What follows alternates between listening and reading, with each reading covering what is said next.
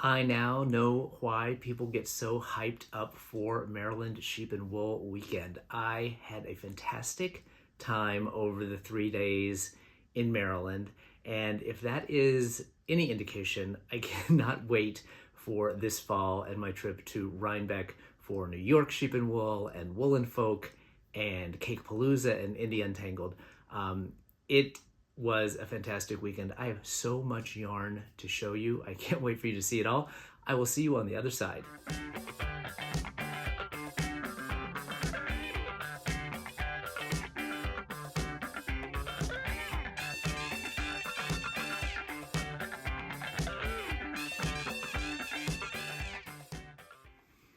Hello and welcome to Gary Knits, Gary Rides, a Craftivism podcast at the intersection of making things and doing good. My name is Gary. I am a knitter and a crocheter. I am also a cyclist with AID's Lifecycle, which is a 7-day, 545-mile bike ride from San Francisco to Los Angeles, raising money for the life-saving work of the San Francisco AIDS Foundation and the Los Angeles LGBT Center. This is my 5th year doing the ride, and as part of my fundraising, I run a series of fiber-related fundraisers on Instagram, the End AIDS, Knitalongs, and Crochet-alongs, as well as an occasional fiber auction that I call D-Stash for Good. You can find me on Instagram at Gary Knits, Gary Rides, and also on Ravelry as GaryKnitsAndRides. Thank you so much for taking some time out to spend it with me. We have a lot to talk about today, as I mentioned up front. A week ago, I got back from Maryland Sheep and Wool, and it took me almost that much time to unpack all of the yarn that I bought in Maryland and that I had waiting for me here when I got home, because I had a ton of deliveries, most of which were turned around to go right back out, but I'll talk about that in just a second. But before we get into all of that and the knitting, I wanted just to update you on what's been going on over the past couple of weeks. Obviously, my trip to Maryland was a huge part of that, but if you follow me on Instagram, you also know I am at the peak of my training for AIDS Lifecycle, which always happens in the first full week of June. So I've got about 2.5 weeks left to go, less than that, before I have to put my bike on the truck up to San Francisco. So this past week was my peak training week. Just yesterday, I rode 103 miles, which capped off a week where in 7 days, I rode 350 miles, which is about as close to the actual conditions of an AIDS life cycle as I'm going to be able to do here on my own. I felt pretty good. I feel pretty good today. There was a part in the middle of the week, just like there is on AIDS life cycle, where I really didn't want to get back on the bike, but I went ahead and did it and had 5 or 6 really nice rides. The 2 things that I like to get done each year before I complete the AIDS life cycle is to do 2 80 plus miles back-to-back days, and then to do 1 century or 100 miles a day. So I was able to get all that done last week, and I'll do a few more rides here, doing some hills before I start to wind down to 0, and then probably a week from now I'll probably have my last ride before I put the bike on the truck. So that's been going well. The training feel pretty good. Fundraising is going extremely well. We just wrapped up our final D-Stash for Good auction of the season. I was very happy. We raised over $4,000 for AIDS Lifecycle. So thank you so much for everyone who put their yarn into the auction to be auctioned off, to all of those who bid on the yarn. I think everyone had a good time. A lot of people got some very good bargains. I haven't run all the numbers, but I think it is about what it has been, which is yarn typically goes for about a 40% discount, 35-40% discount to retail. So it was a good mix of yarn, and like I said, I think everyone had fun, and we raised a good amount of money just at the last minute for my ride this year. The other fundraiser I wanted to mention, and again, thank everyone who participated, was Ken Yarn's special colorway yarn sale. This is the colorway. It's called Love Bubble, which is what we on the ride call the little community that we build for the 7 days on the ride down from San Francisco to Los Angeles. Jake from Ken Yarn designed that colorway using some input from me in terms of some of the colors that they use in their marketing, and was able to donate $1,800 to my AIDS Lifecycle fundraising. So thank you to everyone who bought a skein of Love Bubble. Thank you so much to Jake for making this his Pride fundraiser for this year. So those are the two big fundraisers that wrapped up recently. We have one more event to go, and that is the End AIDS Knitalong and Crochet Along Pride 23 edition. I've been talking about this for the past month or so, but we're getting very, very close to kicking it off. I think all of the yarn kits from Whimsical Wood, Yarn Co., which is Samantha from Whimsical Wood, is the designer and the dyer for the Knitalong project. We're doing an assigned pooling project, which I'm very excited about. All those kits, I think, have either arrived or are about to arrive. I shipped them all out as soon as I got back from Maryland, and that was one of the big boxes that was waiting for me here. And the yarn is absolutely stunning. I'm going to show a little bit of it here in a second. So that is going to be the Knitalong project. It's called the Pinup Rainbows Shawl. All of the details for everything I talk about will be linked below in the show notes. There will be links to the patterns. The yarn kits, sadly, are not available anymore for purchase, although stay tuned. You may still be able to get your hands on one. But you can use any assigned pooling yarns.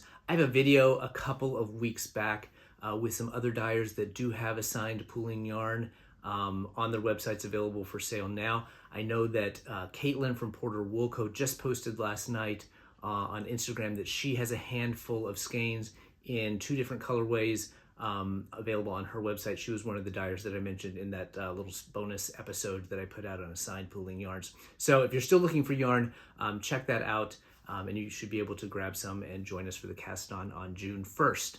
The Knitalong and the Crochet Along will run from June 1st to July 31st, and there will be 6 rounds of giveaways throughout the event. So that is the Knitalong side of things. Whimsical Wood Yarn Co.'s Pinup Rainbows Shawl, a 2 skein fingering weight shawl, although it's very customizable. So if you want to make it bigger, you could do that. If you had DK weight assigned pooling yarn and you could get enough of it, you could do it in that. It's a very flexible pattern. On the crochet side, we are going to be doing our first ever garment. It is called the In the Forest of the Night cardigan. I will post a picture of it up here.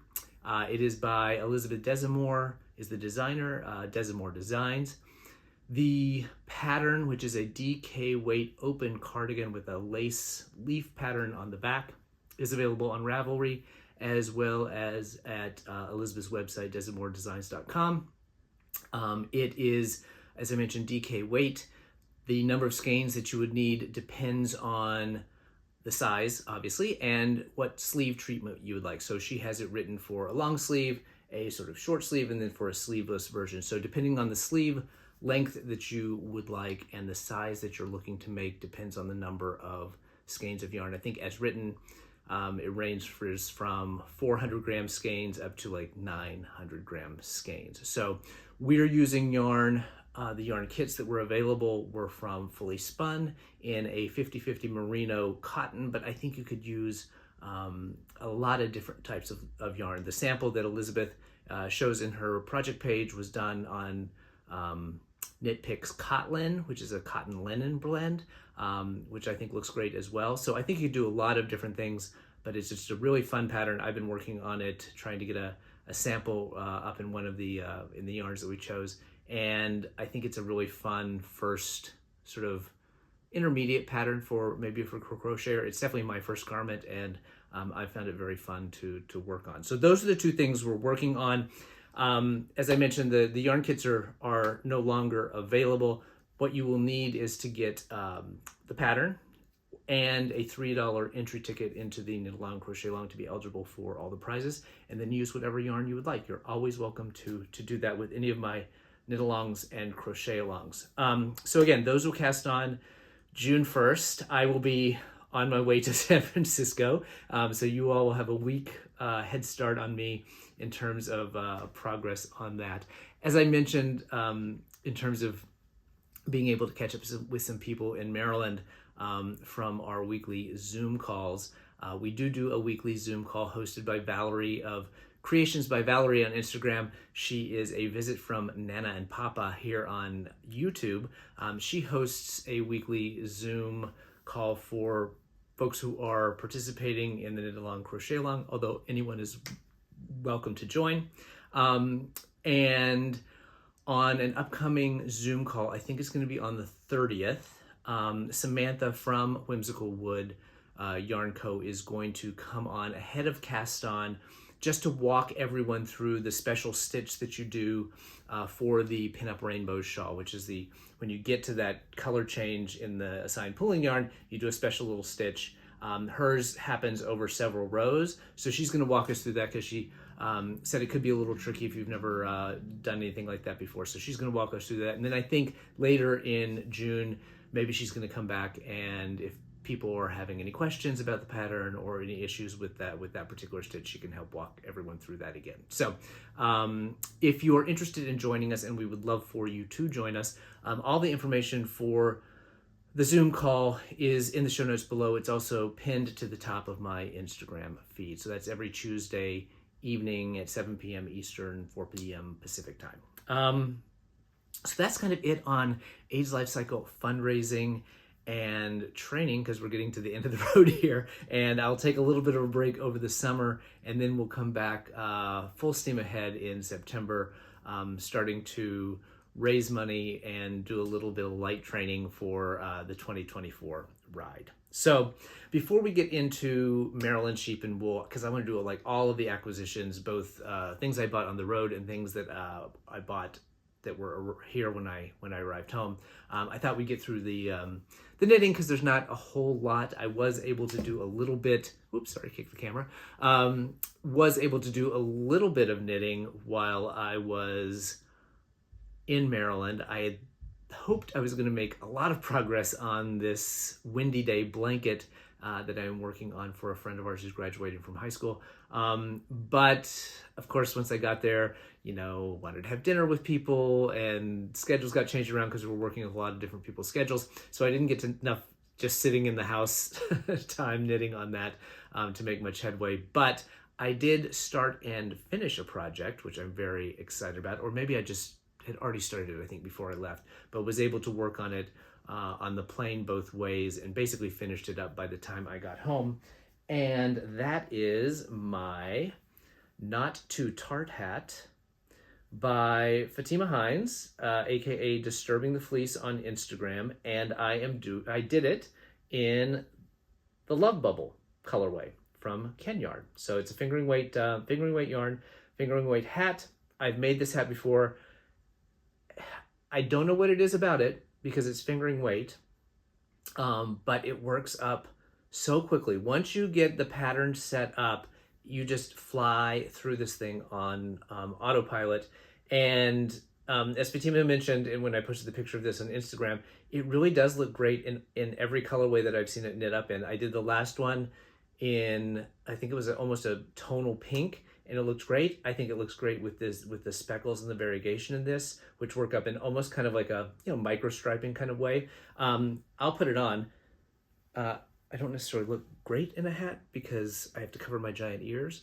And a slouchy hat in particular doesn't really do it. But yeah, I think I'm super excited to have it done, because I want to have it in camp each night on the ride. Since it was designed as a fundraiser for AIDS Lifecycle, it is in sort of the official AIDS Lifecycle colors. And I just think it'll be really fun. And camp early in the morning and at night, it can get chilly despite it being June in California, especially when you're on the coast. It stays pretty cool. And as I said before, I think after a long ride, oftentimes I get a little chilly regardless of how warm the actual temperature is. So I'm very excited to have that done. Again, the hat is called Not Too Tart Hat by Fatima Hines, aka Disturbing the Fleece. Link to the pattern is down below. A really fun, fast fingering weight hat. So that is my only FO. I mentioned the whip, which is the Windy Day blanket from Pearl Soho that I continue to work on. it is not going to get finished and delivered by graduation, which is going to happen while I'm on the ride. I'm going to sneeze here. And we're back. Sorry, I think I inhaled a lot of pollen on my 100-mile ride yesterday. I've been sneezing all day. So as I said, the Windy Day blanket is not going to be finished and delivered by graduation, which is happening when I'm on the ride, but it should be done pretty quickly thereafter. I probably could finish it, at least the knitting part of it, by then, but I just don't want to speed through the weaving in the ends and closing up the gaps where the triangles and the squares meet, just because I don't want it to be sloppy. So I'm sure I will be forgiven by the by the recipient. It will be there in time for her to take it away to school when she goes in the fall. The other thing that is on the WIP docket is my In the Forest of the Night cardigan. As I mentioned, I have begun that a couple months ago because I was trying to get the sample knit up in one of the colorways that we were doing yarn kits for.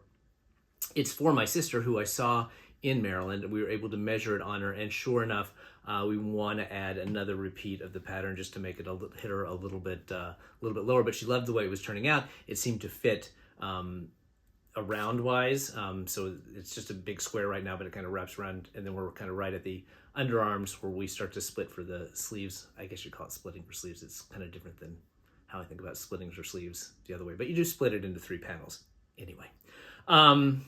So she loved the colorway. It's very her, lots of bright colors.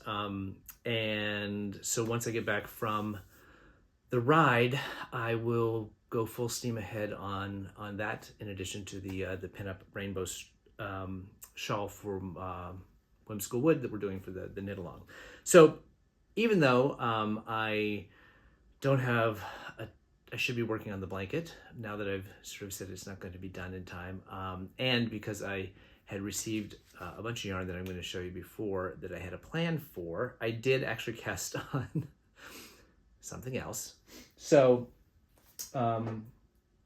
those of you who know Laura at Always Be Kind Yarn and may have been following her on Instagram a couple months ago, month and a half ago, who knows, she was running a sale over a week or so. Her dog, Wilson, I believe is his name, was having some medical issues, needed a lot of tests, needed some treatment. And so she was running sort of a flash 30% off sale, everything on her website.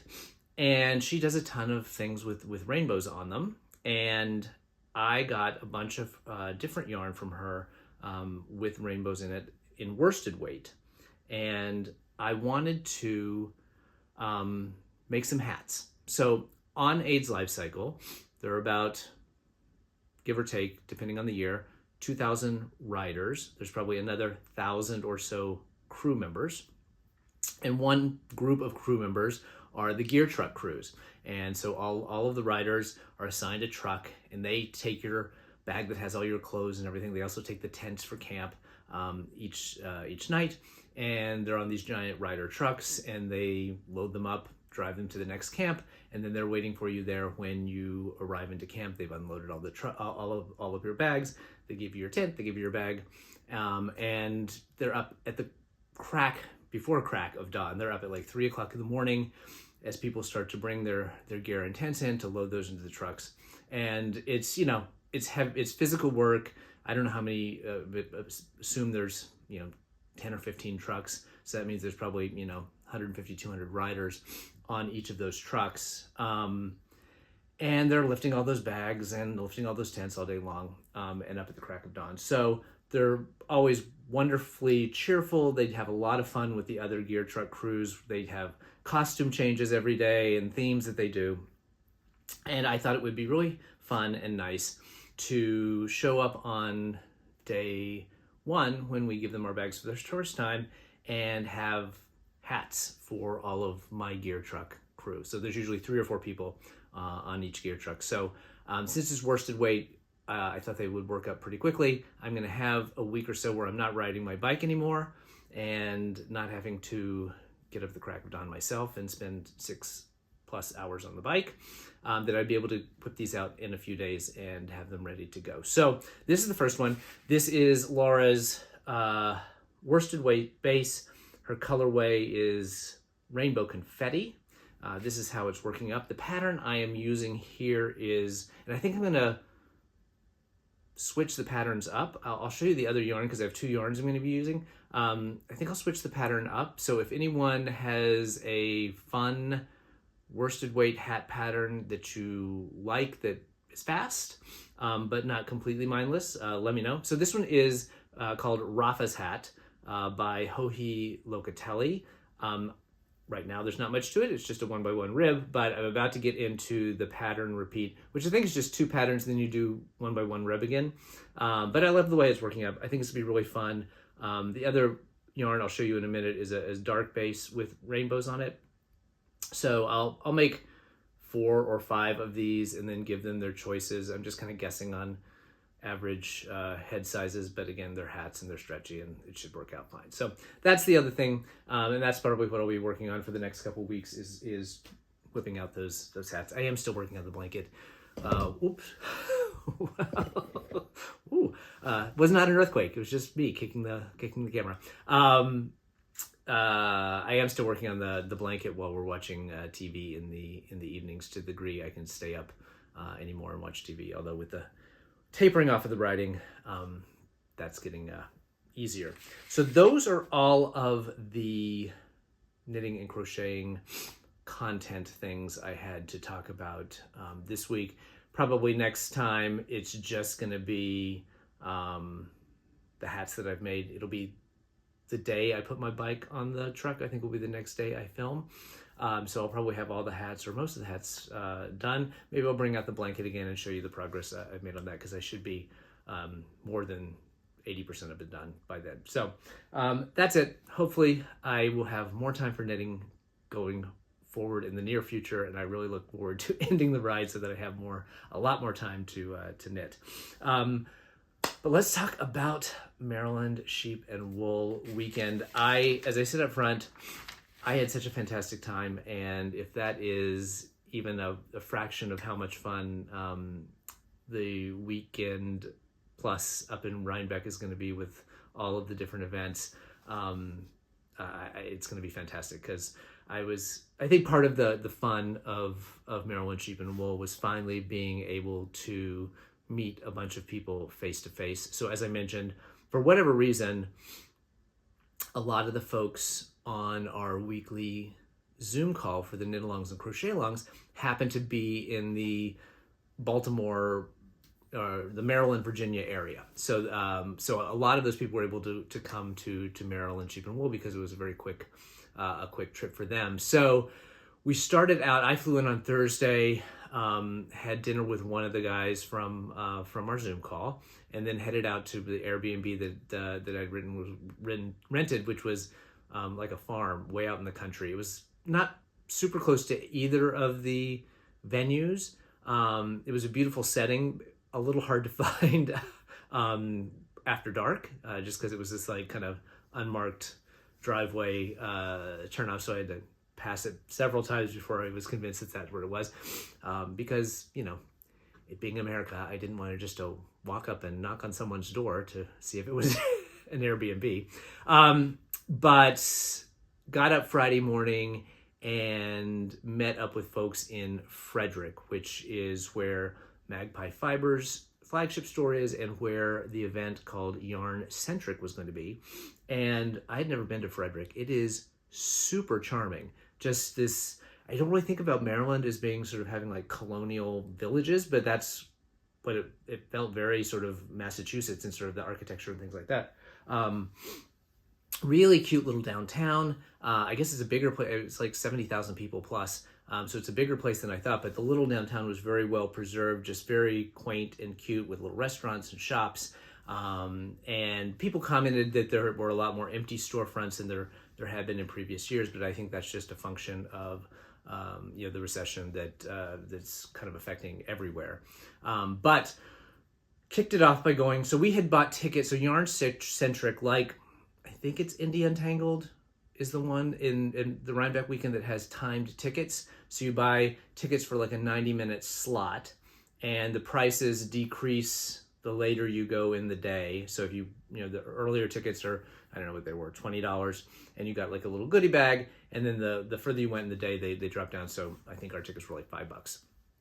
But it just worked out for the timing that everyone that was driving in from Virginia and from other parts of Maryland were able to, meet us there for the later slot in the afternoon. So we started off at Magpies, which actually I was probably the most excited about going to. I've been a longtime subscriber to Magpies Fiber Society. I love it's some of my favorite yarn. My shawlography, which I was wearing that day, is all Magpie fibers.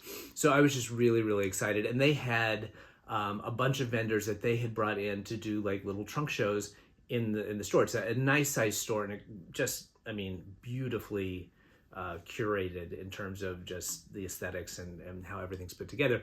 But they have, enough space in there that they could have 4 or 5 other vendors set up. Explorer Knits was there. It's an old bank building, so they were in the vault. And Bertie Parker was there, and a couple more, Sassafras something. And I should have written them all down, but I didn't. But the person I saw when I walked in the door was Christy from Bertie Parker, who I've met several times before. And it was just great to see her and chat with her, and then just had a lot of fun walking around Magpie. I didn't really go into the weekend with too much on my list. I should probably stop here and talk about what was on my list before I get any further into the story. But if you recall from last episode, if maybe you saw it, there were only 3 projects that I was going into this weekend looking for yarn for, and I was going to try to be pretty reasonable. I knew I was going to buy yarn. I love buying yarn, and I think I did okay. Like I found yarn for the 3 projects, and I think I probably had like 3.5 unplanned purchases, which I don't think is bad when you're at a fiber festival and there's just so much going on. But just to recap, the projects that I was looking for, and as I get to the places where I bought the yarn, I'm going to show you what I got. So the first one was my failed Stephen West twists and turns. So these are the colors that I started with and ripped out, and I was going to use these to make another Stephen West shawl at some later date, and it's called Marled Magic, Marled Mayhem, Marled something. I think it's Marled Magic. And it takes like, 8 or 9 different, he says like take 8 or 9 different colors. So I have some variations on these colors that I've kind of pulled from the scrap bag. But I wanted to have something that sort of added to this. And I really didn't know what, given the kind of muted, muddy kind of nature of these colors, not in a bad way, but just in a way. So that was project number 1 that was on the list of things that I was looking for, things to add to that project. The second one, also a shawl, oops, I went something, is, and I'll post a picture of the Marled Magic up here as well. And the second one is a shawl by Zandy Peters using their stacked stitches method. And these are the colors that I had, all Magpie fibers. If I could get their label right side up, probably be helpful. And the blue is called Magpie, the olive is called Swamp Thing, and the variegated was one of their Fiber Society colors. So I figured, since I'm going to the Magpie store, I would look there first for something to coordinate with this. Here's a picture of eccentricity. The variegated is going to be that meshy section of it. And then these 2 colors plus the third that I was looking for are going to be the stacked stitches. So it's not going to be a ton of whatever color I was looking for. Like, I think, depending on how you place them, it could just be, a little stripe in those stacked stitches. And obviously, something in this variegation would probably be the direction we were heading in. But for some reason, in my head, I also thought a bright pop of another color would look good in that. So the last thing that I was looking for, back to Love Bubble, is I had it in my mind at some point to try to do a fade using this as one of the middle colors of the fade, going somehow from a blue through to this sort of red or red-orange of here. And all I had is this to work from. I didn't actually open up my stash to see what else I had in there, but this is what I thought I had to work with. So a fade for this, no pattern identified as of yet. So it could be any number of colors for that. So anyway, back to Magpie Fiber. So see Christy from Birdie Parker, start shopping around, looking at the various Magpie colors, had the whole the whole Knitalong Crochet Along team, sort of scouring through things, and were very, very diligently looking for colors for me. They kind of found variations on the green, but I thought they were too close to that Swamp Thing color. And then the brighter colors, because I had it in my mind like a hot pink or something like hot magenta. Although I think, to be honest, within my group, I was the only one who was sort of gravitating to that as an idea of what would be fun for the pattern. But there wasn't that color in the mix there. And Explore Knits were all variegated stuff, so I didn't find anything there. And all I got was just as a real backup was Magpie's Fleur de Latte, which is just their off-white base. It's, again, this is also in the Swanky DK, which is their MCN base. I mean, obviously that's going to work, but I don't think it's the most exciting option that I had. But since we weren't going to be coming back to the Magpie store, I could have ordered it online, I suppose, down the road. But I got that, and the only other thing I picked up there at Magpie was, because if you're going to go to Magpie, you got to get a beaver, was the little disco Saturday Night Beaver pen from Shelly Can. So those were my only purchases at Magpie. But while we were there, not only did we see Christy from Birdie Parker and the Magpies, who were a ton of fun and just super charming. But I ran into Casey of Casey Knits, was very exciting. She had I think she just came out with a new pattern yesterday or today, and she was wearing it there. Absolutely gorgeous. Looks like stained glass to me, kind of Frank Lloyd Wright-ish stained glass. So that was really fun to meet her. I'm hoping at some point we can work on something together, Knitalong related. Ran into Lisa, who had come in from Ohio, of For You. She runs For You, which is her yarn store in Oberlin, and we've been back and forth online basically since she opened her store, but obviously had never met in person, and so it was just so, I saw her all weekend long. It was like so great. She is such a wonderful human being. Has a great online store service, so if you're ever looking for yarn online, great customer service, and carries a bunch of great brands as well. So that's For You. It'll be linked down below. And ran into for the first time, many times all weekend long, ran into Kevin and Ray of Needles at the Ready, who, again, I've been on Zoom bingo with them at Fiber Hustle and on some of their knit nights on Zoom during the pandemic, and obviously I'm a longtime fan of theirs, so it was great to finally meet them in person. And we kept bumping into them, and every time we stop, we like do a little chat, talk about what they bought and stuff. So that was fun to meet those guys in person. Hopefully we'll see them in Rhinebeck as well. I know they're up in Montreal right now. So that was Friday at Magpie. We went and stopped and had lunch, walked around the little downtown area of Frederick, popped into a couple of non-yarn related shops, imagine that. And then our tickets were the last tickets of the day at Yarn Centric. I think it was maybe like 2 to 3:30 or 2:30 to 4 or whatever.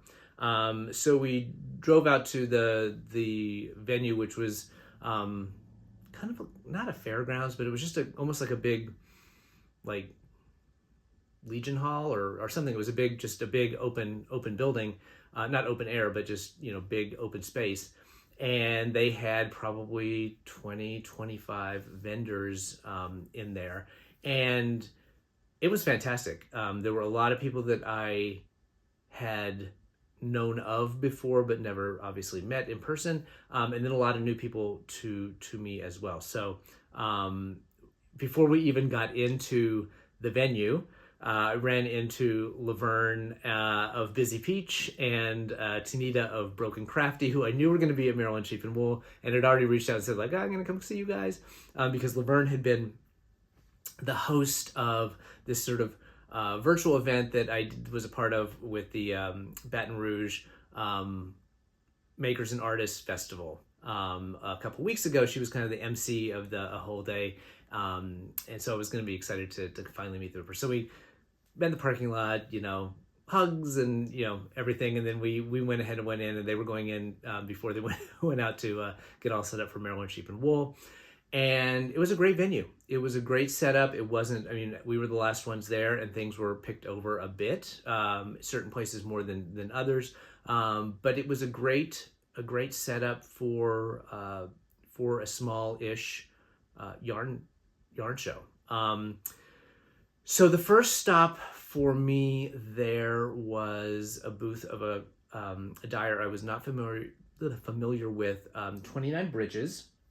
And here is what I got. So this was the first purchase for the Love Bubble Fade project, 29 Bridges Studios in Maryland. So the other cool thing about it was there were several folks there who were local to the area. So this is a non-superwash sock, 100% merino. The colorway is BOC. I don't know what that stands for. But I believe that 29 Bridges was also one of the organizers of Yarn Centric. She had a ton of colorways, lots of solids and others as well, and then a ton of minis. But I thought, start putting it together for you. But I thought that was a very nice match on the sort of royally side of the blue there. So that was skein number one.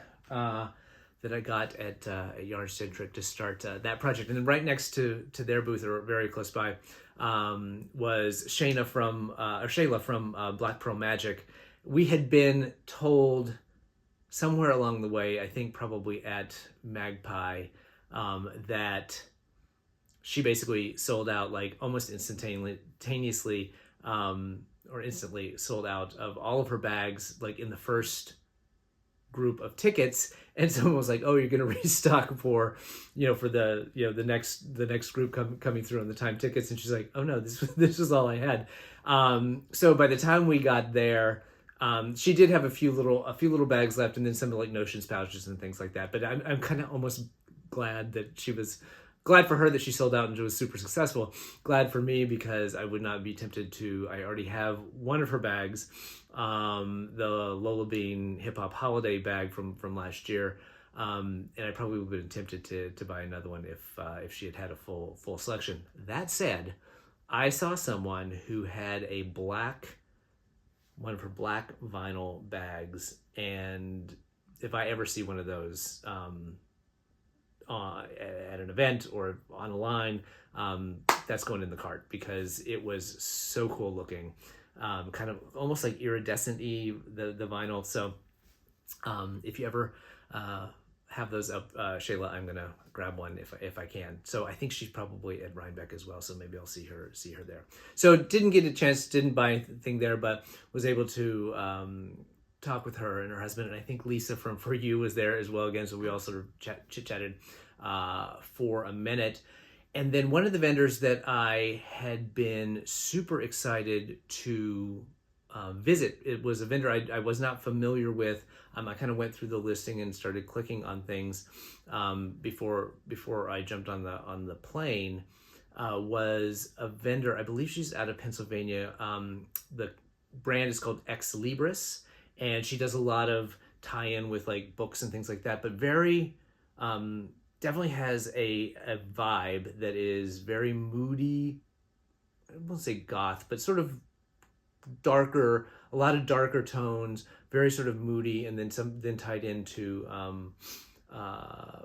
to book titles and things like that. And everything I'd seen online from her collection was really, really, really beautiful. So I was really looking forward to seeing her. And she was just across the way from Black Pearl Magic. So I popped over there, and immediately caught my eye was a red. And it kind of, because I had in mind this, and she had it in a grouping that had this sort of red, and then this red tied into other things. And I'd never really thought about these colors together, but I loved them when I saw them in her booth.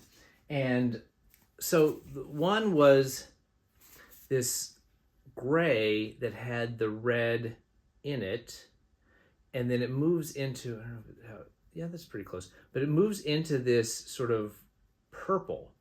And I'd never really thought about purple in the mix before, but it's not, it's not like a bright purple. It's like a moody, kind of dark, dusky purple. And she had it in there.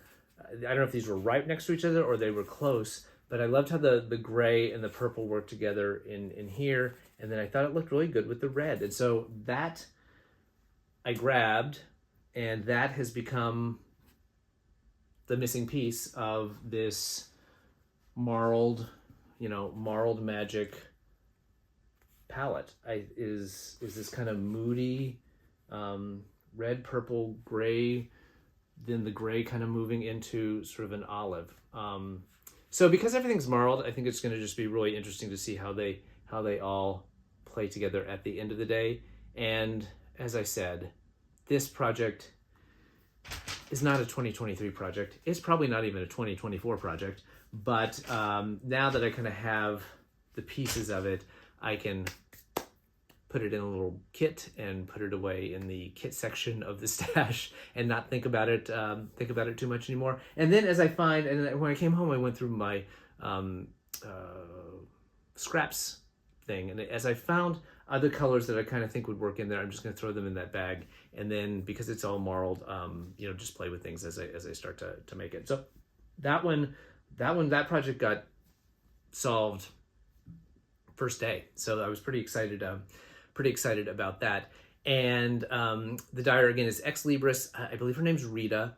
She was really, really nice, and you should go check out the website. It's really beautiful stuff. Right next to her, I believe, or at least in my memory, was Ein of Passion Knits. Again, someone who I've interacted with online and have never met in person. And so she was there in her booth. I think Darcy Does It was there, who I did not get a chance to meet because she was engaged with customers, but got to chat with Ein for a bit. And while we were standing there, one of her yarns just popped out at me, going back to my thought about a hot pink for my otherwise Magpie Fibers eccentricity shawl from Zandy Peters, and she had this highlighter pink that was just what I had in mind, and so I grabbed that. And so this is how that all works together. You can weigh in. I'm still not I'm not sold on all these. I have one more thing on this one to show, but I'm not opposed to buying all the options and then picking it out. So this is kind of how that plays out. And again, it looks like a lot because they're all in equal weights here, but I think in the pattern I could work it out so the pink is just one little line in those stacked stitches and doesn't dominate the pattern. Anyway, I think it's a fun mix, and I'm probably just gonna have to swatch it down the road and see how it looks. I have one more thing that I found that was the other option for that project. So that was Passion Knits. Again, someone else that I'm sort of fingers crossed at somewhere down the road that we're going to be able to collaborate with a designer on a Knitalong project, because she's a gem and a really sweet person. Then we turn the corner. saw Tanny Casey bags, was not tempted, well, was tempted, but did not succumb to the temptation of buying a bag. Aquila from a Lefty Knitter podcast was set up there with her sock knitting crank machine. I want to say Erlbacher. You can correct me. It's the old ones. They're all metal. But she was doing demonstrations on how she does and what all she does on her circular sock machine. So not only does she do the full sock, which I didn't think you could do. I thought you could just do tubes and had to cut in for the heels and toes. But she does heels and toes, and all you do is like Kitchener it off at the end. But she also does, hats and she made like little dolls and things like that. So she was just sort of walking people through the process, and I think in one day had like a stack of stock tubes that she'd done like this, which was pretty impressive. And she's local there to the area. So all my friends who were in the Baltimore area knew her, but I had never met her before. Ran into Kevin and Ray again, and Kevin was cranking on some socks, and I just watched their recap episode yesterday, and it looks like they succumbed to the temptation to invest in one of the stock machines. So that's fantastic, and I mean, it's a great way, especially if you're a dyer like Kevin is, to have those to sort of crank out swatches to show how your product knits up. So that's fantastic. Can't wait to see what he does with it. I am not going to be doing that anytime soon, although looks like a lot of fun anyway. But across catty corner from for where Quilla was set up was Fangirl Fibers. Emily, again, someone who has donated prizes to my Knitalong giveaways, and I've never met her in person, so it was really great to meet her and her husband. She had probably, especially since it was basically free because I had to buy something, but probably one of my favorite things from the whole dang weekend were the bags that she had when you bought something at her booth. Hopefully it shows up. I showed these on Instagram, but it says, maybe I should, this is probably what I should do for the little snapshot. In my defense, I was left unsupervised and the yarn store was open. And her little www.fangirlfibers.com. So she does a ton of, as the name would suggest, fandom related colorways and stitch markers and stuff like that. She had looked like had sold a ton of stuff because I think her yarn inventory in particular was pretty well picked over by the time we got there. But I was able to pick up some adorable little stitch stoppers, some little rainbow unicorns, and then balloon dog animals. And these I kind of love the balloon dog animals. Balloon dogs. But they may go into the mix for giveaways down the road. We'll see. But she has a ton of cute stuff, lots of stitch markers and things like that, and she was just a really charming person as well. And then the last stop, two more. I had two more there. So this next one was my sort of half unplanned purchase because as I mentioned, I went through the lineup online to see who was going to be there, and then started clicking through to people's websites just to get an idea of what their products were and things that we're going to be most interested in. And although I had no need or reason to be buying more self-striping sock yarn, since I have knit one of my planned 3+ pairs of socks for the year. I said 1.5. I'm kind of far along on the knit 2-in-1 ones. But this vendor, or this dyer, Geektastic Fibers, had this colorway, which is called None for Gretchen Wieners. And if you are a Mean Girls fan, that reference should make sense to you. But I saw the name.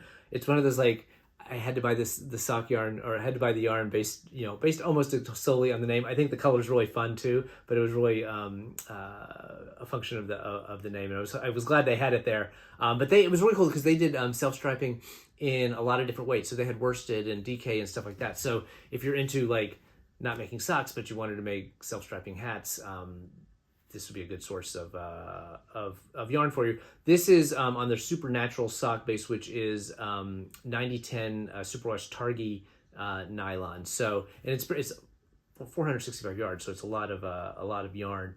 But I don't know that I've ever knit with Targhee, so I'm kind of interested in that. It's squishy, but I wouldn't say it's like super soft. It's kind of springy. And it may, obviously, when you block it and wash it out, it may bloom and change a little bit. But anyway, that's the none for Gretchen Wiener's Mean Girls reference sock yarn that I got. So I think that was a lot of fun. And then the last stop that I made before we kind of were yarned out for the day was a new to me dyer called Copper Corgi Yarns, just Copper Corgi Fiber Studios, and she works, at least what she had in her booth, I think was almost exclusively silk. She's based out of Florida. Her name is Sarah, I believe, and in the back of her booth, she had a Joji Locatelli Pure Joy shawl knit up in 2 colors of her yarn. It was absolutely beautiful. It's a pattern that I knit last fall and had a fun time with. I wear it all the time. I get a ton of use out of it. So I was inspired by her version of it. And I've never worked much with silk, especially 100% silk. So the yarn that I got, and here are the 2 colorways. So this is the first of the things that I succumbed to the temptation of the show exclusive colorway. So this was the yarn centric special colorway, which was called Apple and Peach Tree Fruited Deep. And it's 100% silk noil, which I'm not sure what exactly silk noil is versus other kinds of silk. But it's 100% silk, 450 yards for 115 grams fingering weight. And it's very soft. It's not silky in terms of like what I think of when I think of like silk and merino yarn, which has that sort of drapiness to it. This is feels a little more like kind of like cotton, almost like cotton or cotton linen. But it's soft. It doesn't have that roughness that you can get with linen and cotton. So it'll be interesting to see how it feels knitting. But I paired it up with this sort of tonal gray, which is getting a little washed out here and is looking more solid. But it definitely has some tonality to it, and it is called Spanish Moss. So I think this is going to become a pure joy. It may be for me. It may be for a gift for someone. I'm not sure, but I had a lot of fun working on that pattern, and I thought this is one of those examples of you saw it in the booth and you wanted to make it up. Although I don't think she had these 2 colorways in particular. So that was day 1. Yarn Centric. I told you it's going to be long. We're already pushing close to an hour. The next morning we got up and headed to Maryland Sheep and Wool. The traffic was a nightmare getting in there, even though we thought we were getting there pretty early. But we finally got there. All the group kind of arrived together, and then it was sort of the scramble of people splitting up and going in different directions. I hung out with one of the other male knitter that was part of the Zoom group. And we kind of took a right, and other people took a left, and we decided we'd meet up with them later. The good news is, unlike I think Rhinebeck, where people said cell service is terrible, we had good coverage at the fairgrounds there in Maryland. The first stop we made was to CC's Wool, which had, so all of these vendors have like special colorways for the show, and CC's booth was an explosion in pink. Very beautiful colorway. Not my cup of tea, but I told my sister, who loves pink, that she had to head there. But while we were there, I also I got to meet Cece, which is fantastic. Someone in our group had knit up her the collab that she did with Lola Bean in the Keep Voter Suppression or Leave Voter Suppression Behind, and had done a whole sweater in that colorway, and so was able to show go to the booth and show her that yarn. So I met Cece, had a nice chat with her, and then met Kay Grigas Kay Grigas, but she works with doing some of the behind the scenes stuff with Radical Threads. So we talked a little bit about Radical Threads magazine and what was upcoming for them, and it was just great to kind of meet her as well. And then I connected with and was able to run to and finally meet in person Angel, who is the graphic designer who helped me with all of my logos and stickers and everything. And I just gotten enamel pins made, and so I was able to give her one of the pins of her design and just sit and chat. She lives in Pennsylvania. Her local yarn store chartered a bus and brought a bunch of people in just for the day. So I wanted to make sure we connected early on in the day before she got knee deep in shopping, and then had to get back on her bus before we cut up. So it was great to finally meet Angel. She's been so much fun to work with. If anyone needs a recommendation for a graphic designer, let me know. I'll give you her info. But it was just really fun. It was there was a lot of that over the weekend. This was pre-planned because I knew she was going to be there, but a lot of just bumping into people and people that you had interacted with on Instagram and never met in person. People bumping into me like, "Oh, are you Gary?" And I'm like, "Yes." Or people who have designed for the Knitalongs. So Jennifer Tipton and her friend Jean were there. They're local, and she designed the pattern for last year's Pride Knitalong.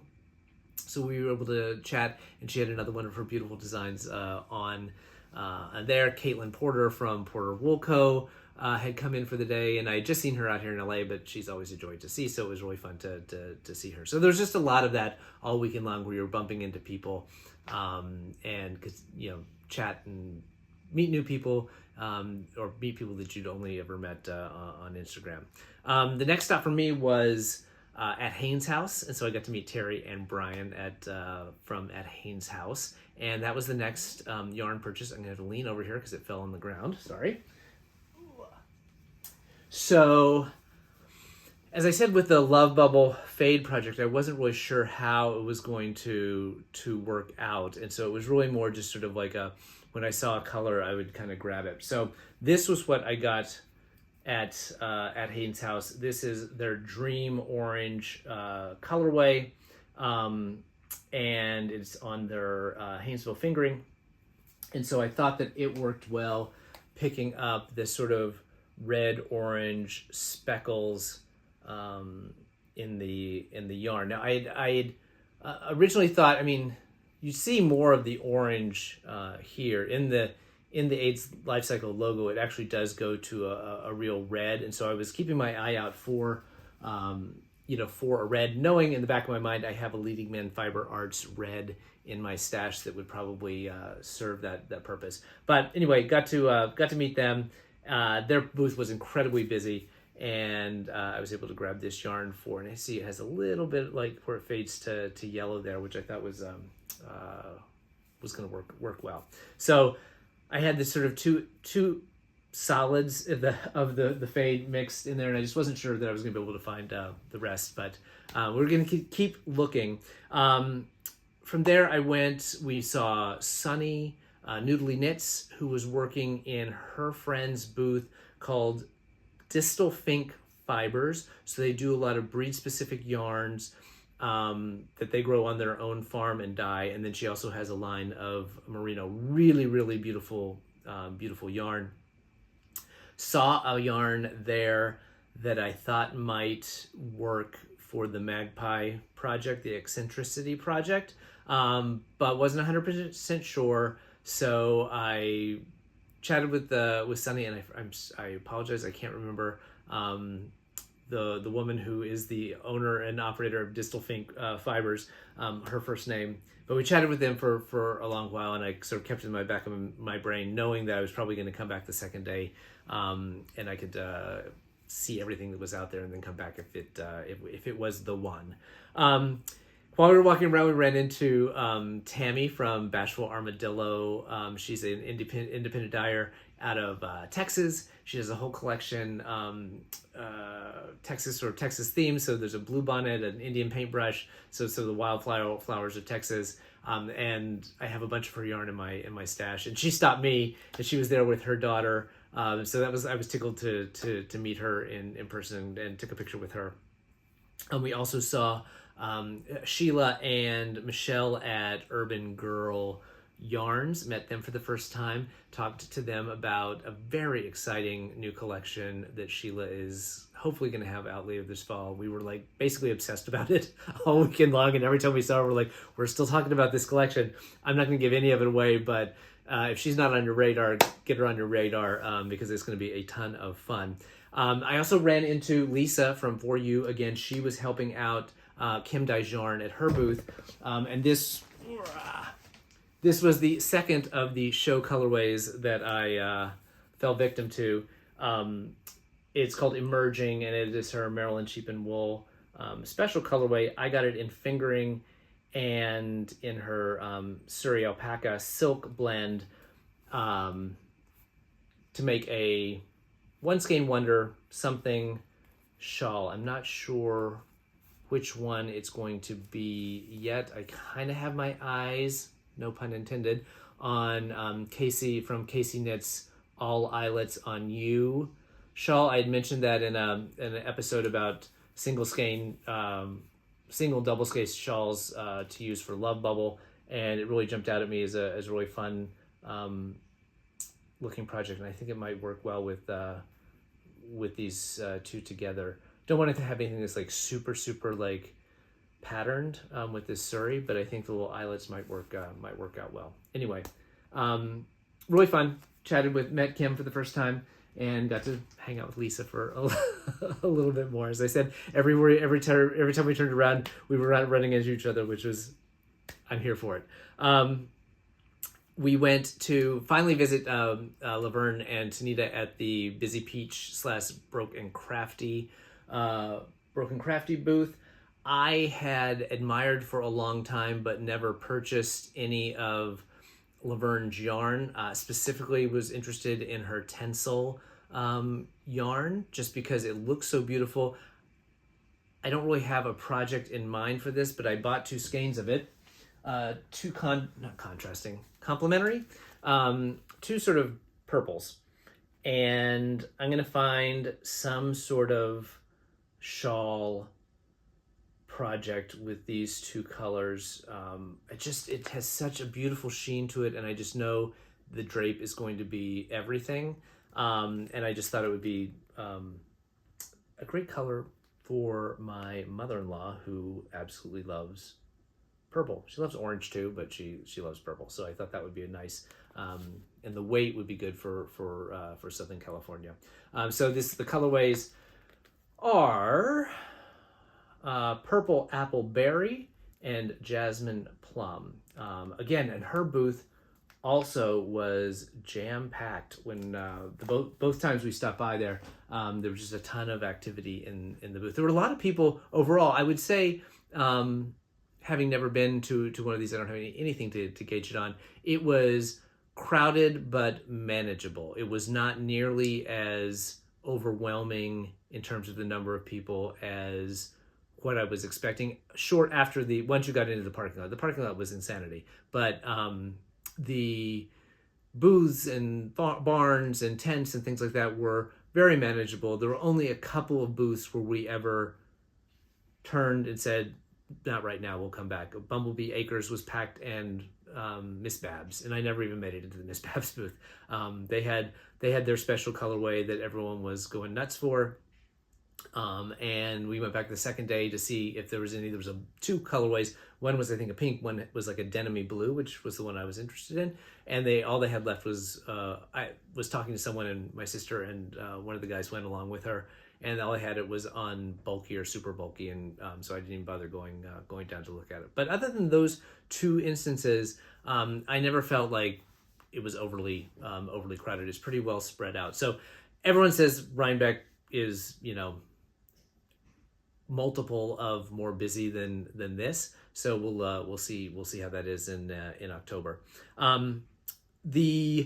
Is this the last? I think it's the last yarn purchase, and it happened over 2 visits to this new to me dyer called Fiber Optic Yarns. Put the S in the right place. So the first day we went, they do these gorgeous gradients. And one of the things, not just at their booth, but I saw in several, not every booth, but a lot more than I had seen at like Stitches, where people had knit up swatches in the colorways.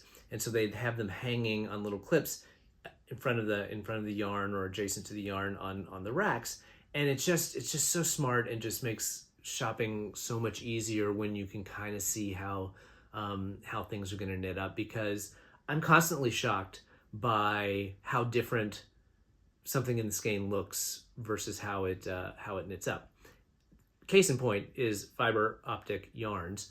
So they do these. First of all, their booth had the most amazing samples.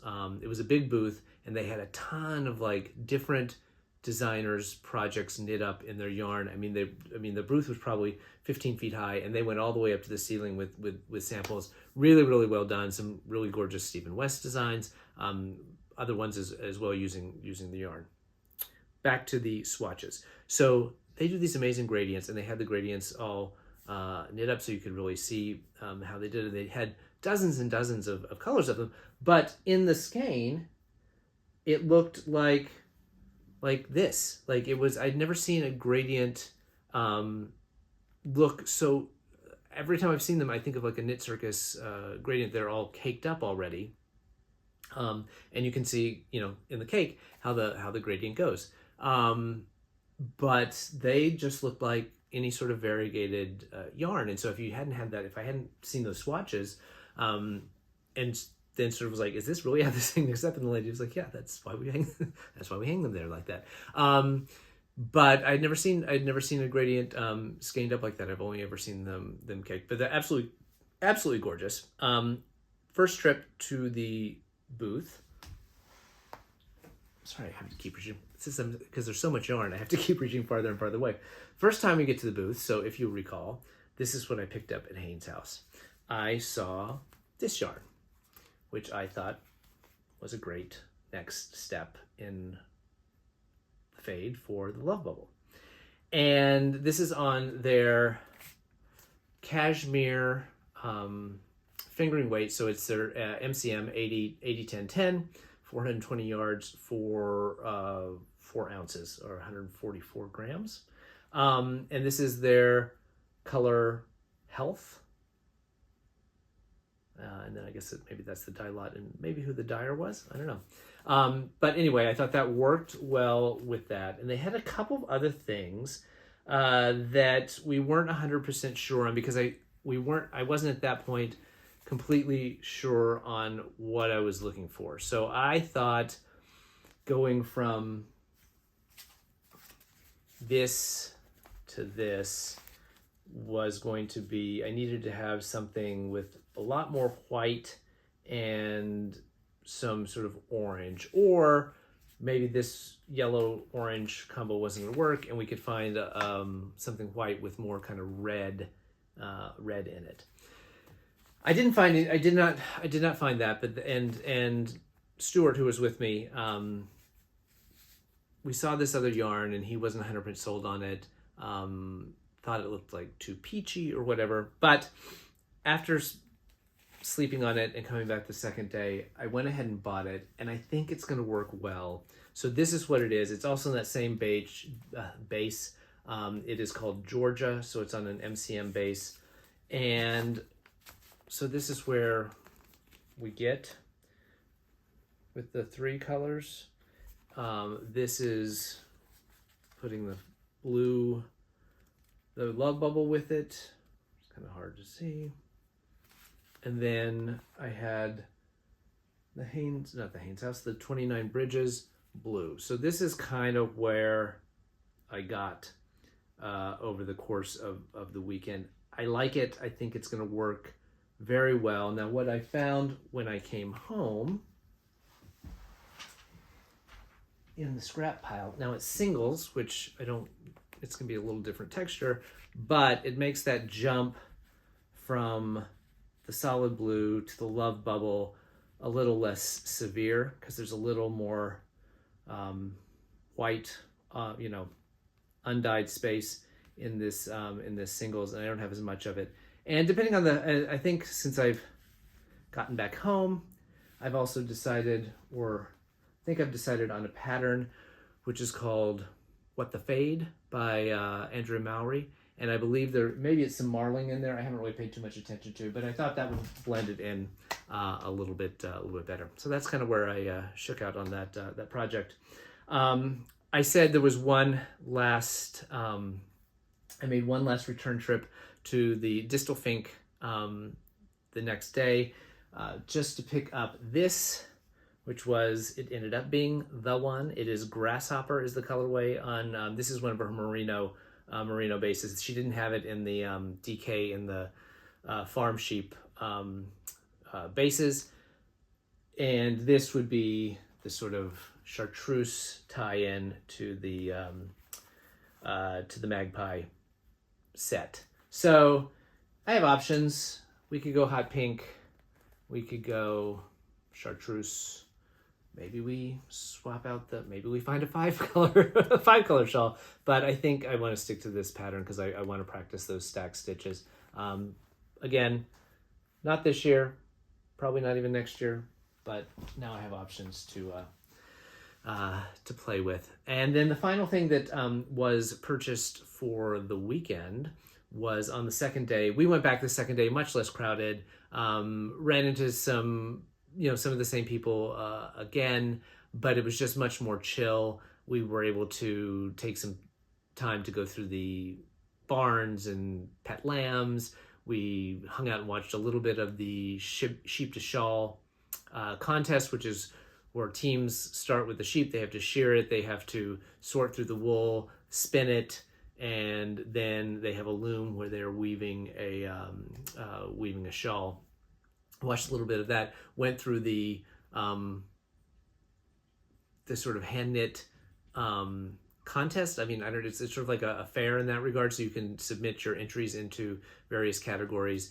And so we, and the judging ribbons and stuff had already been awarded, and so we got to read the judges' comments and things like that. So it was very interesting to as a former 4-H'er, I felt the pain of the entrants who then have to come and see what the judges had to say about their product. So it was a fun, very relaxed day. We didn't spend that long because we needed to get on to Baltimore. I was going to spend some time with my family there and some friends from high school, so that was fun. But it was really a tremendous experience. I don't know if it's something I need to do every single year. Obviously, if I was local, I would, just because it was a lot of fun.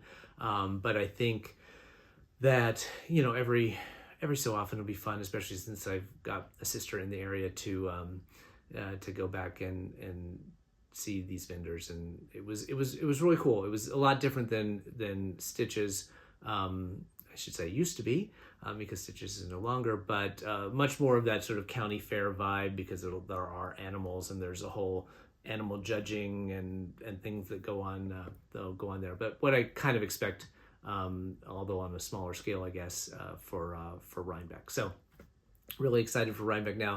I had so much fun meeting people. If you ran into me and I forgot to mention meeting you, I truly apologize. I know I met Felicia. I know I met Naomi. In fact, I was walking the first day, and someone just in passing was like, "Are you Gary?" And I was like, "Yeah." And she's like, "I'm shopping your D-stash right now." And I was like, "Great, go bid on more yarn." And then she did win some yarn, and so we just finally connected on Instagram. She's like, I'm the person who ran into you at Maryland Sheep and Wool, and she was with a group of her friends, and I was friends, and we just didn't stop. And it was really fun, kind of things like that happened all weekend. So I'm looking forward to more of that in Rhinebeck. I have additional acquisitions that were waiting for me here when I got home. I'm going to have to take a quick little break to reorganize this area so that I can get to it and not be bending over out of frame all the time.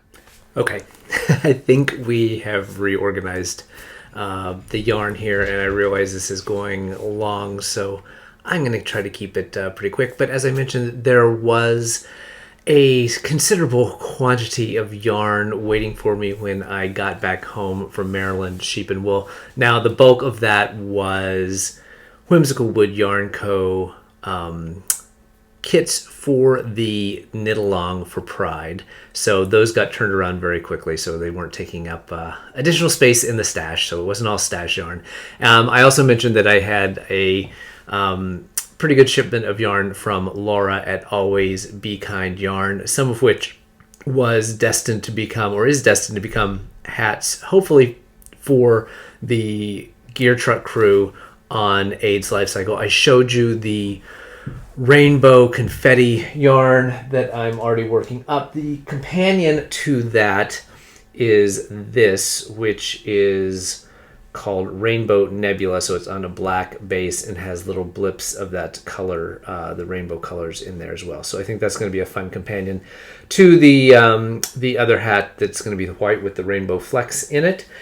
From Laura, I also picked up some Dark Side of the Moon, which is an assigned pooling yarn.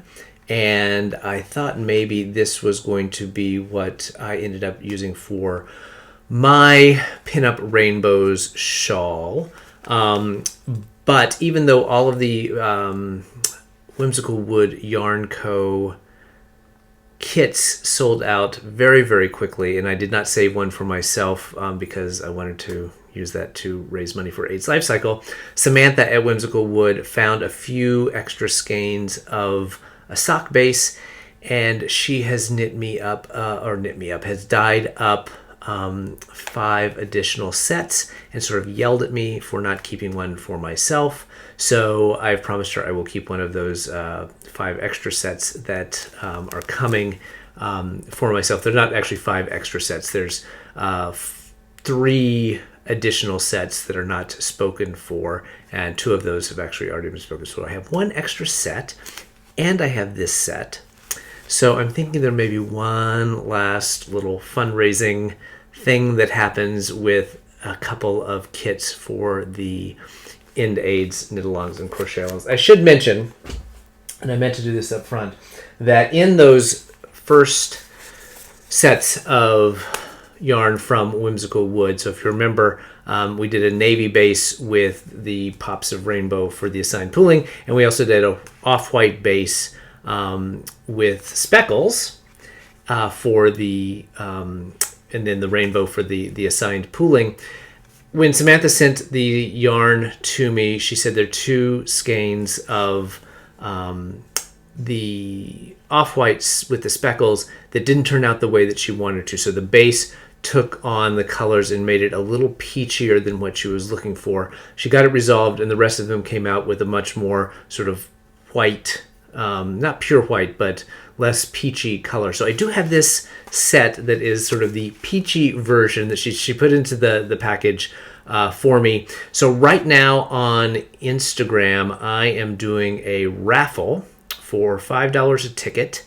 If you go to my coffee page, you will see entry tickets for a raffle to win an entire setup for the Knitalong. So you get these 2 skeins of yarn, you'll get an entry ticket into the Knitalong, and you'll get a copy of the Pinup Rainbows shawl pattern. So head over to my coffee page if you would like to take a chance at winning winning these 2 skeins of yarn. I'm going to do the drawing on this Sunday, which is the 21st at 5 p.m. Pacific. So get your raffle entries in. As I mentioned, there's 1 set of the blue yarn that is headed my way on a slightly different base. It is a sock base, but it's not that exact base. And I have these skeins from Always Be Kind yarn that I ordered thinking I was going to have to use them. So there may be another raffle in the offing next week. That would still give me enough time to get yarn in the mail for people for cast on. So stay tuned over on Instagram for more details about that. This just popped into my head, and so I think I'm thinking about doing that. So that was it from Always Be Kind Yarn. The other sort of larger thing that came in the mail was my set of Wakanda Forever yarns from Five Boroughs Yarn Company. We've talked a lot about Five Borough yarn here in the past few weeks because I was able to get my hands on the entire set of her first set of Avengers yarn. This was her last set of Marvel yarn that she put together earlier this year based on the Wakanda Forever second Black Panther movie. So I went ahead and grabbed those. I think some of these may go into the Marvel blanket that I'm contemplating down the road, but just to walk through the colors. This one is Serpent God, so that is the Namor colorway. This one is Queen Mother, so the Angela Bassett character. This is Wakanda Forever. This is Shuri, the new Black Panther. And then these two aren't characters. This is called Act of War. And this last one is called Farewell King, which is sort of tied to the funeral of the Chadwick Boseman Black Panther character. So, and this is, I think, one of Lindsay's prettiest yarns. So anyway, that is the Wakanda Forever yarn from Five Boroughs. Also, speaking of thematic yarns, I got my hip hop holiday extra sets when Lola Bean opened those up for people who did not order the calendar. I got the calendar last year, but there were a couple colors that really grabbed me, and I wanted to get some extra skeins of them. I got a sweater quantity of this on DK. This is Midnight Marauders. And it's going to be hard to see it, but it's charcoal gray, obviously, but in there are you can see some purple to red, and then just a little bit of like olive in there. So I think this is going to be a great hoodie. That's what I have planned for it, is to try my hand at some point to make a zip-up hoodie for me. And these are right up my alley in terms of colorways. And a DK weight sweater is a great color for me. The other ones I got just because I love the colors, and I think I got these on fingering. This is Illmatic, the Nas colorway, and this is Damn, the Kendrick Lamar colorway. And those two are going to go together in some sort of hat project. I don't know if it'll be brioche or not, but if it is, I think that would be a perfect brioche hat. So those came in from Lola Bean. I showed and have mentioned several times the Love Bubble colorway from Jake at Ken Yarn. As you probably know, Jake is getting out of the dyeing part of his business. I'm going to focus on pattern design. He has a new pattern out this week. I think it's called the Chrysalis Wrap. It's absolutely gorgeous. That and the resin button side of his business. Love Bubble was his last Pride fundraiser, at least for now, in terms of yarn dyeing, but he did come up with like one last colorway to put out into the market, and it was called Swan Song, and I was able to grab some of that. It's just fantastic and bright and fun and super summery. So this is Ken Yarn Swan Song. That was waiting for me. Very similar in color.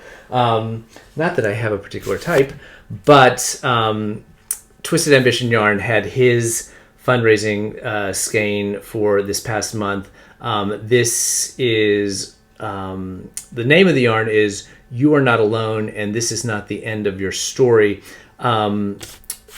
He was raising funds for an organization called To Write Love on Her Arms, and it is an organization set up to help people who are suffering with depression, addiction, and self-injury. And so this was his Ross's fundraising color for, I think it must have been for May or April.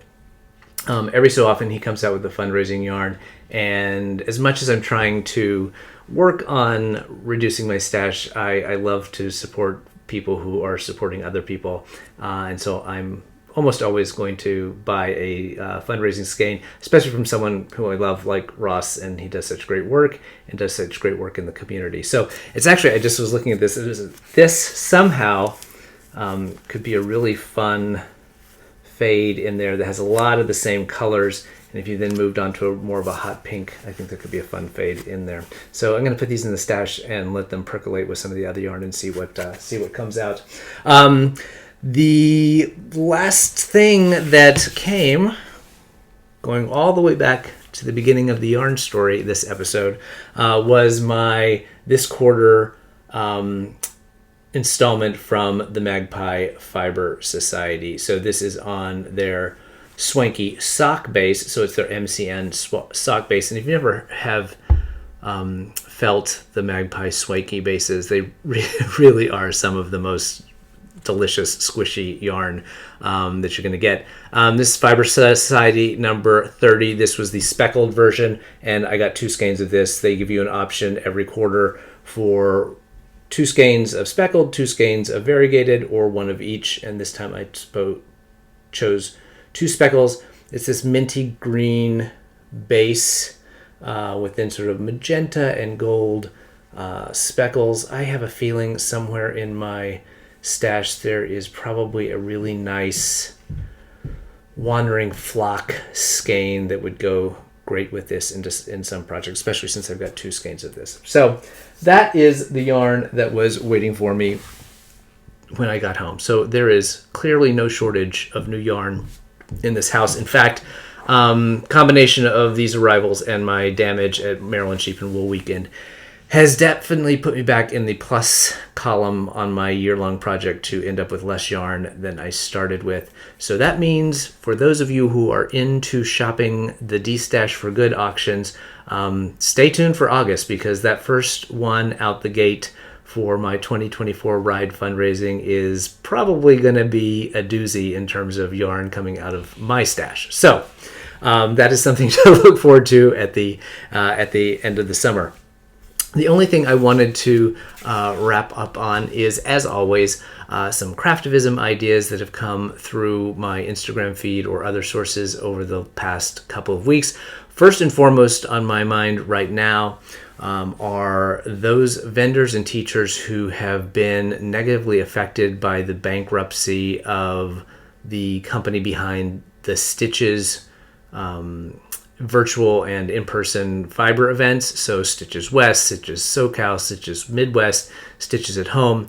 The company behind those, I think it's called XRX, filed for bankruptcy or has announced that they're filing for bankruptcy in the last week, leaving a lot of vendors and makers who had already put down booth deposits out considerable amount of cash, and has left teachers who had signed on to teach classes at these events with some big holes in their schedule and hence in their income heading into the summer and the fall. So I know there are people out there working on putting together lists of affected vendors. I know that like Knitty Magazine has offered anyone who was affected by the sudden announcement from Stitches free ad space in one of their upcoming issues to try to help drive some more revenue and income to these makers and teachers who have been negatively affected by the bankruptcy. So stay tuned. I'm trying to hopefully figure out a way on through Instagram or some other means where there can be some sort of community effort around helping to boost these makers and dyers and teachers businesses and get them some visibility and hopefully drive some more revenue to them. So stay tuned. If anything comes up sort of in an organized effort around that, I will definitely let everyone know. The second thing I wanted to mention is a guy on Instagram, a knitter on Instagram. His handle on Instagram is Bryn, B-R-Y-N knits, Bryn Knits. And he and I have had a couple of discussions, but he has a really cool project. I've posted about it on Instagram, but I wanted to mention it here. And I'm really hoping that I'm going to be able to sit down with him sometime after my ride and talk about this and have him on in this segment as an interview. He has put together a group of knitters. They're called United Knitters for Ukraine, and I think there's 6 of them, one on each continent. Around the world, and they are working on a sort of like a relay scarf. So each of the knitters, I think, is taking like a 12-inch section of the scarf, kind of designing it as they go, knitting whatever they want. This scarf is going to travel all around the world. And then at the end of the project, they are going to raffle off the scarf to raise money for an organization called World Vision Ukraine, which is working on the ground to help deal with childhood trauma from having grown up basically in a war zone, and the mental health challenges that people in Ukraine are going to be facing as a result of the ongoing conflict there. So it's a really cool project. It is, I think it's fun in terms of this sort of relay aspect of, I can't even imagine like the shipping costs of shipping this thing around the country, but they're already raising money through the tickets on the raffle sales. You'll see more information on his feed with a lot of the details about the organization, World Vision Ukraine, and how this project is going to work. And like I said, I'm hoping to be able to get him on here to talk a little bit more about it and kind of how it came about and what he sees for this thing going forward. So that is Bryn Knits, BRYN Knits on Instagram, and the United Knitters for Ukraine. Lou at Old Rusted Chair, who I've mentioned here before for this particular reason, came out, I think, yesterday and said that she has another small batch of her colorway Rebel Girl that's going to be up for sale on Friday. So that's tomorrow as I'm filming this, probably today as you're seeing it maybe. And that colorway she put out earlier this year. $20 from each skein sold is going to support Abortion Care Tennessee, which is providing abortion care in the state of Tennessee. And in addition to that, you're going to get a coupon for the Rebel Girl scarf or shawl, which is a single skein shawl that you can use that gorgeous yarn for. And the last thing that I wanted to mention, and this just came across my feed in the last couple of days, is a company called Malicious Women Co. Is their Instagram handle, and it's a really interesting story. A woman who lost her best friend to suicide, and was dealing with grief of that, and I think she also lost her father in a very short period of time, dealing with grief, and got into candle making and had wanted to make a candle to light a candle for her friend, and it sort of bloomed from there into her candle company, which is called Malicious Women Co., which is an inside joke, I think, between she and her friend. Anyway, a portion of the sales proceeds from all of her candle sales go to suicide awareness and prevention, very much like Laura at Always Be Kind Yarn with her yarn. But she just put out a new limited edition candle. I think it's only going to be sold for the next week or so through, I think it said May 31st. It's called Florida Around and Find Out. And it is a fundraiser for the Hispanic Federation, which is an organization that provides emergency funding assistance to Latino families across the country. She put out this candle and started this fundraiser specifically in response to a really hateful and racist anti-immigrant bill that Ron DeSantis, the Florida legislature put forth, and Ron DeSantis signed last week, that is just going to make it increasingly hard for asylum seekers in the state of Florida to jump through enough hurdles to try to get asylum. And it's just, one of the unfortunately countless number of bills coming out of Florida that are awful for entire groups of people. So the Florida Around and Find Out candle from Malicious Woman Co. on sale, I think, through May 31st. And all of the proceeds of that are going to Hispanic Federation. So links to this and all the other things I just mentioned are are down below. But I thought those were some really fun sort of craftivist ideas for this episode. I know that it has gone long. Thank you for sticking around. If you stuck through all of the yarn, I hope you enjoyed sort of taking a look at my trip to Maryland Sheep and Wool and all the fun that I have had and meeting so many folks. And thank you for taking the time to spend it with me. If you can, I would truly appreciate it if you like and subscribe to the channel. Leave a comment below if you have any suggestions for worsted weight hats that I can use some of this yarn for my gear truck friends. That would be greatly appreciated. If not, just post a comment to say hello. I really appreciate hearing from everyone. Thank you so much. See you in a couple weeks. Bye.